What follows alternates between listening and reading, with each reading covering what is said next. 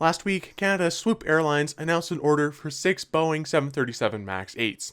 Swoop is WestJet's ultra-low-cost subsidiary, and the addition of the MAX to their fleet would make them the 6th airline flying the type here in Canada. They currently operate 10 737-800s that were transferred to them from WestJet, and this would bring their fleet to 16 aircraft total. These 6 MAXs are all expected to join the fleet this summer. This announcement also came with some new routes, mainly focusing on Atlantic Canada, but the MAX order in particular is quite interesting for a couple of reasons. WestJet first announced plans to create a ULCC subsidiary back in 2017 to maintain a presence in the ultra-low-cost segment as they began their transition into more of a full-service carrier. This seemingly was also partly in response to the rise of New Leaf and later Flair Airlines in the ultra-low-cost segment, as well as the potential launch of Jetlines. Swoop launched flights the following year, starting with a few routes between Abbotsford, Edmonton, Hamilton, Winnipeg, and Halifax. Now, of course, the existence of Swoop has not been without some controversy. In creating Swoop, WestJet had decided to hire outside pilots, which led to some tricky contract negotiations with their current ones. In May of 2018, it got to the point where a WestJet pilot strike seemed possible.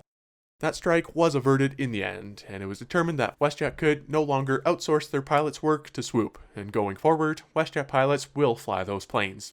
Because of this contention within the airline, it seemed clear that Swoop would be staying away from WestJet's 3 main hubs at Calgary International, Toronto Pearson, and Vancouver International airports. And for the first year or two of operations, they did, bar the occasional diversion for one reason or another. Of course, Vancouver was still served through Abbotsford, and Toronto through Hamilton. However, that changed in August of 2020, when Swoop announced that they'd be launching flights out of Toronto Pearson that October. As you'd expect, that was also met with strong opposition from WestJet pilots. So, the addition of these MAXs is bound to make things interesting in one way or another. That being said, according to Airline Weekly, these 6 MAXs will reportedly come directly from Boeing and are separate from the existing WestJet MAX order. So, it's not as though more WestJet planes are about to be repainted in magenta.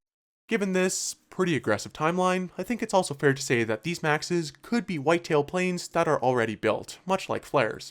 It is kind of interesting to see how a plane that had previously derailed things for both Air Canada and WestJet in 2019 is now offering some pretty solid opportunities for expansion.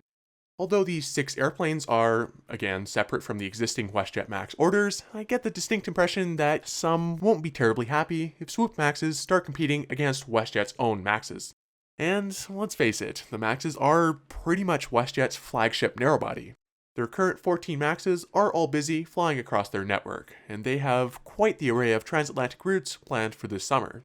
Nevertheless, it does appear to be a bit of an awkward situation to say the least, and so I'll just close this by saying best of luck to everyone involved. Thanks very much for watching, and I'll catch you next time.